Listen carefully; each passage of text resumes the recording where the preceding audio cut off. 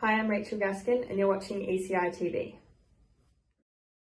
Hi, my name's Shane. This is ECITV. You're watching episode 15, and Gary's retired, so we gave him the ass and brought Michael on full time just for this episode.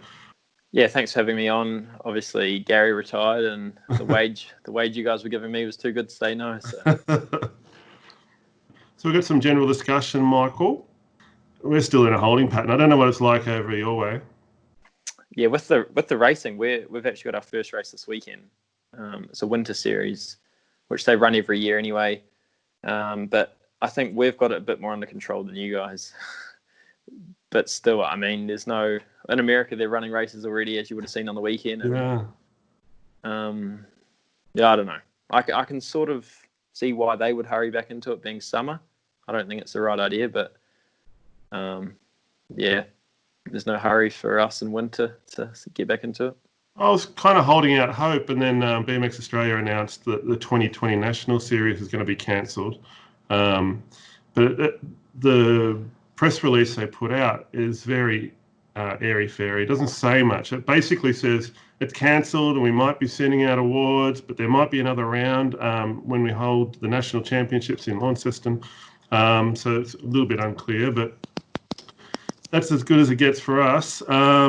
Still, fingers crossed that we'll be getting some racing in over the next few months, hopefully. We spoke last week about USABMX cancelling their Pro Series, but it'll be interesting to get your point of view. Is a $25,000 prize pool enough to make you want to fly over there now? Yeah, it's definitely something new and makes you think twice about it. Will it make me fly over there and get it? I don't know. I mean, I've been on here before saying I don't want to go to Le Grand, or it's not a race I'm dying to go to. So I don't know. It's something that I wouldn't be going over expecting to win, but obviously if you get in the final, you're going to probably pay for your flights and everything. So I think it'll be cool to be part of. But then again, I guess looking at what stage America's in, when I come home to New Zealand, it would be a 2-week quarantine. Is it worth it? I don't know. So you reckon you'll write the rest of the year off? I'm kind of hoping, as soon as the whole thing got announced, I was kind of hoping that you guys would open up some racing towards the end of the year. This was a few months ago when I had no idea what was going to be happening. Obviously, you guys have got lots of fast elite guys over there that I could race against, so that was the plan. Still, up in the air about it. It's only June now. That's true. Still got Europe, the Pump Track World Champs are still meant to be on, and the Euro rounds are still meant to be on. So it's hard. It's hard right now with the Australian National Series saying we might have one more round, we might not. It's the same with the Worlds, and it's the same with the Olympic qualification. I mean, even the Olympics next year, that it's still not 100% in stone that it's going to go ahead. So everything's kind of weird at the moment. Do you think you'll be able to fly out for the Pump Track World Championships? That your border's still locked down? No, we're allowed to leave now. Okay. But I think we've actually just had we've just had 55 people come into our country, and 51 of them weren't tested, and they've been released into our country. So who knows what's going to happen, because we were COVID free for a week or so. But I think we can leave the country as long as you obviously isolate for 2 weeks when you come home. Not sure about when you get to the country that you're going to. I'm not sure the rules there, but yeah. Oh, well, fingers crossed it all works out for you. Exactly. He's got to focus on now, I guess. Yeah. So Gary's got some more ECI BMX merchandise in. The hoodies have arrived, which means we should have the small T-shirts too. So people who have won prizes in Show Us Your Bike over the past few weeks who haven't got their T-shirts yet, they should be coming very shortly. Also, I did notice it's Lauren Reynolds' birthday today, and Lauren's been on the show before, so we thought we'd say happy birthday. Do you know Lauren? Not personally. She's been someone I looked up to. She seems like she's been elite since I was young, but she's actually not that old. So, happy birthday to Lauren. Yeah. All right. Well, originally we were going to bring you in about this point and talk to you about hubs. Obviously, people have their own preference, but from an elite point of view, what is the main priority when it comes to hubs? Main priority. I think the main thing for me is no drag. Spins freely and spins for a long time. That's probably the number one. No drag, good bearings, rolls smooth. Instant engagements, I guess, have become something that I've become used to, but I guess going back to a lesser engaged hub, I would struggle, I guess. I don't know. I can't say I've done it with gates, but out of the corners, I think I'd notice it as well, just that instant engagement with the pedaling and everything. What about on pro straights between jumps, just making sure you have the right speed for the next one? Yeah, I think every time you stop pedaling and then go to start again, it would just make a little bit of difference. So to me, having the instant engagements is a big thing for me. But yeah, I think the having no drag is the big thing. So that outweighs weight as a factor? Yes, for sure. I would choose, it's with everything on my bike as well, I'd choose performance over weight. If it was light but not as strong, or it was light and not as good, I'd probably choose the heavier option. So you're not worried about rotating weights and all that sort of theoretical stuff? No, not really.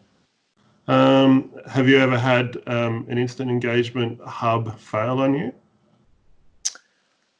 I did have an instant engagement hub slip a few years ago, but they were faulty, so we sent them back and got new ones and never had a problem since. So. Oh, that's good. I've heard rumours about water getting in them, but I guess if you get that kind of water in your hub, you probably wouldn't race under a normal elite level race.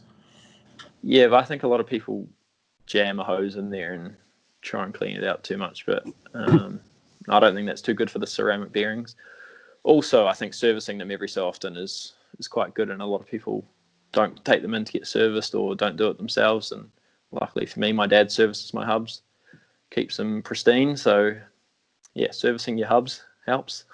Or having dad do it. Yeah. Having dad, yeah. But yeah, like obviously when it gets wet, muddy, and I think it's time to do a service or clean it out. Don't put a hose into it.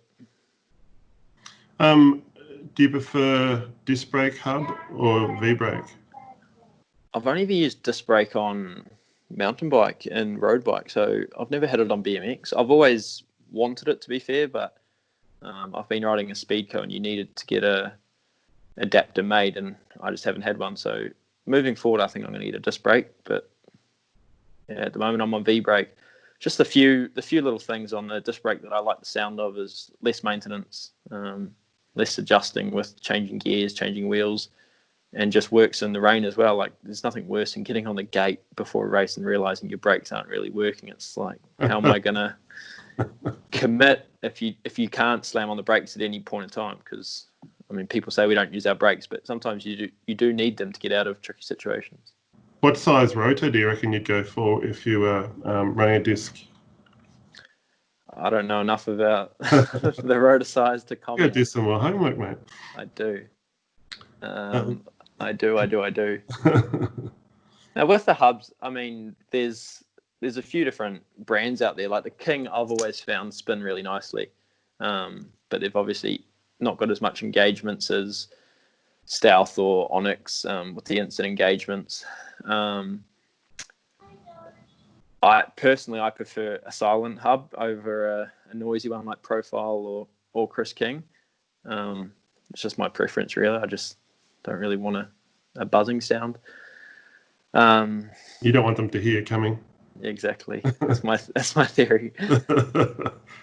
But yeah. Hubs are.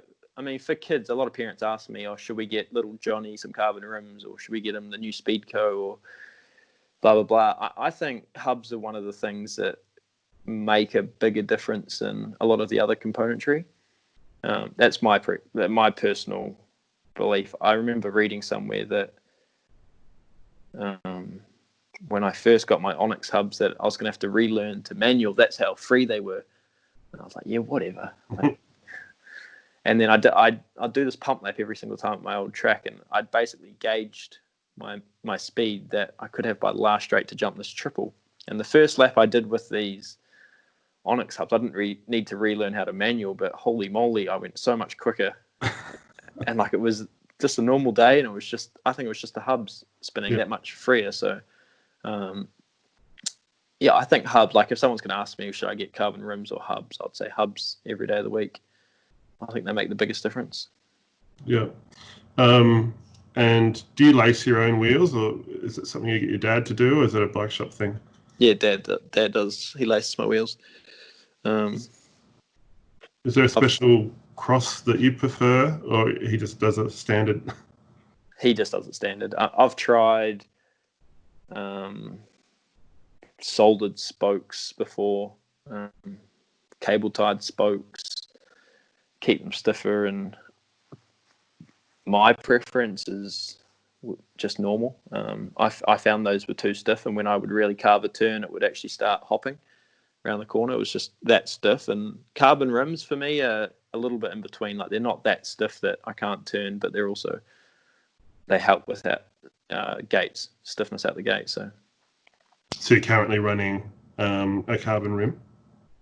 Not currently, because I'm in off season, but I've got my carbon. Oh, when you're racing, you do though. I haven't been recently, but yes, I will be. Will be in the future. Oh, okay. I've got them ready. I've got them ready at home to go. Oh, right. So, what is the hub that you run at the moment on your race bike during race season? So the last year in Europe, I had a set of alloy rims and a set of carbon rims with me the whole season, and I'd sort of jump between them depending on what corners. If they were bumpy, I'd jump on the alloys. If they were smooth, I'd jump on the carbons. And on my carbon wheels, I had Onyx hubs, and on my alloy rims, I had Stealth hubs. So, in my personal opinion, they are two of the best hubs, just with the instant engagements. They're both silent. They're both pretty consistent and reliable. All right. I think we've done hubs to death. I'm not sure if you've actually sat through an episode of the Answer BMX Show Us Your Bike. Have you watched one of those before? I have, yeah. All right. So what I'm going to do is I'm going to read through them. So you'll have to put up with me reading all of the details, and then I'll get you to make some comments. So we're going to start off with Cooper McMillan George, and he's from the MacArthur BMX track in Sydney. Have you been to that track? No, I've never been to MacArthur. I think they had the Mighty 11s there a few times, but I never got to do the Australian Mighty 11 League as a 11-year-old. I just got to do the New Zealand one, so I've never been to MacArthur. Did New Zealand win when you were on the team? No, we actually lost by 1 point. And are you kidding? None of the riders still ride today in the Mighty 11s, which is pretty sad. I guess it's not unexpected, given the average length of a BMX's career. That's true. Anyway, back to Cooper. So he has a TNT C4, and he runs Answer Pro daggers. He's got TNT M80s, which are the TNT rims with TNT Peacemakers. So that's the cassette hubs that TNT have got. He said it's old school with new school mods. I can't see anything old school except for the look. Have you seen many of these C4s? No, I haven't. I actually really like it. When I seen it, it's a very nice looking frame. So solid they were based on I think a late 80s or early 90s frame, but just modernised with modern geometry and using alloy instead of chromo. I guess the old school aspect is how high he's running his seat. And how forward he's running his bars? No, that's what I do, so that's new school. So he said it's lightweight and easy to throw around the track. Most frames I have used when jumping get a sway in it, but this beauty I don't. I'm not sure what he means about getting a sway in a frame. Maybe he's been using old frames which are flexible, but that TNT looks like it'll hold up pretty well. Yeah, it looks really nice. I like it. Where are they from? So I'm not sure if they're manufactured in America, but it's another American brand that's been in and out of the sport. I think Gary was the importer of that about 25 years ago, and he's currently the importer as well. So this is, as I said, it was Cooper who was got something to do with the TNT team here in Australia, and he says, thanks to Gary for ongoing support with my dad's team. Oh, awesome. So here's another picture of the bike, so you can see it front on. Did you catch the seat mast at the bottom there, or how it splits out into a wishbone? Yeah. So yeah, unusual looking frame. I'm not sure about the brake lever height on that one too. It's neither. horizontal. You'd have to have a weird wrist position for that. Must be a mountain biker with that. What would you advise someone you were coaching if they had a lever like that? I guess that something like that's personal preference. I run mine super steep, like almost under my grip. So I'm quite the opposite end of the spectrum. And I guess, I mean, a few people have told me to put it flatter, and it's just personal preference, whatever you feel comfortable with, I guess. So yeah, if that's where you feel comfortable. And I mean, when you're in a manual and if you hold your finger on your brake, I guess his his brake lever position is quite good because your bum's all the way back and you're leaning out like this. So that's good where I don't use my brake when I manual. So mine being in a steep position, it doesn't actually affect me. Do you use the brake lever as tight as it could possibly be, or do you run it loose in case you crash? In between, like I can move it with my hand, so it's not super tight, but it's not flopping all over the show. Yeah. All right, so the next one is John Scanlon, who's from Mount Gambier in South Australia. Let me change the bike picture. I've been there. Oh, you have? Yeah. When was that? They had the Nationals in 2012, I want to say, or 11 or 12. You raced our Nationals? Well, they had the champ bikes, pro bikes, round the Thursday before, so I went for the Thursday before and raced that, yeah. Oh, right. That was some years ago. It was. So here we go. John Scanlon, he's got the Stay Strong here. We get a ton of Stay Strong through this show. So it's the Stay Strong Full Life V1 frame. He's got the Stay Strong chromoly forks on there. Stay Strong Evo cassette wheel set. I chose this bike purely because I love the color and built it up using all the bits the manufacturer made. So if you have a good look around, it looks like there's Stay Strong bars and stem and a few other bits and pieces on there. I really like the color as well. It's what color is your frame at the moment? Mine, just matte black. Pretty boring to be honest. But is that an aqua or? Yeah, it looks like an aqua. I really like it. I'm not sure how he managed to keep it so clean being winter, but hey. I think Mount Gambier's got the sealed track. That's right. Yeah. He says, I'm looking for a pair of Answer carbon forks and slightly taller bars in the future. So it would be a pretty trick bike once he's finished with it. Very nice. Nice helmet as well. Oh, yeah. Is that the Enduro helmet? Yeah, I think it's the Troy stage helmet, which is the Enduro one. All right. So next is a nice looking Prophecy. Very nice looking bike. Yes. So Kyle is from the Happy Valley BMX track in Adelaide, South Australia. This is a Prophecy Scud Evo Pro XL. He has Box X forks on it. And he's got 5 carbon rims with Profile Elite hubs. He just says, I like that. The whole bike matches and rides as smooth as it does. Obviously not much to say, but when you've got a bike like that, it speaks for itself, really, doesn't it? Yeah, I've never been one to colour coordinate my whole bike. Normally there's one or two things that stand out like a sore thumb, but that looks damn good. Everything's matching, so let's see if we've got another. Very good. What cranks are they on there? Insight. Okay. So is that the French brand? No, Insight's one of the Chase components. Oh, brands. Yes. Sorry, I knew that. That's a very nice frame. Just Kyle, next time you send a photo to us, maybe clean up behind or just put the bike up against the brick wall and it would be a perfect photo. So we got Michael Sim. Oh no, there's Kyle again, so that's him in action. A bit harder to see with all the shadows, but it looks like he does all right. Nice. Out front. Yeah. So this is Michael Sim. Now, we normally get photos sent in from around Australia, and every now and again we get an international. So Michael Sim is from the Preston Pirates in the UK. This is a Supercross Junior Plus RS7 with Carbon Speedline Junior forks, Answer Mini and Onyx hubs. He says, my son chose the colour and make of the frame for his birthday, which was June the 6th. So happy belated birthday. He's Happy gutted. birthday. Thanks, Michael. He's gutted about the racing this year and not getting to ride it on the track, but at least it keeps it in pristine condition. What do you reckon of that one, Michael? Yeah, I'm a big fan of Supercross frames as well. So it's a very nice looking bike. Nice forks.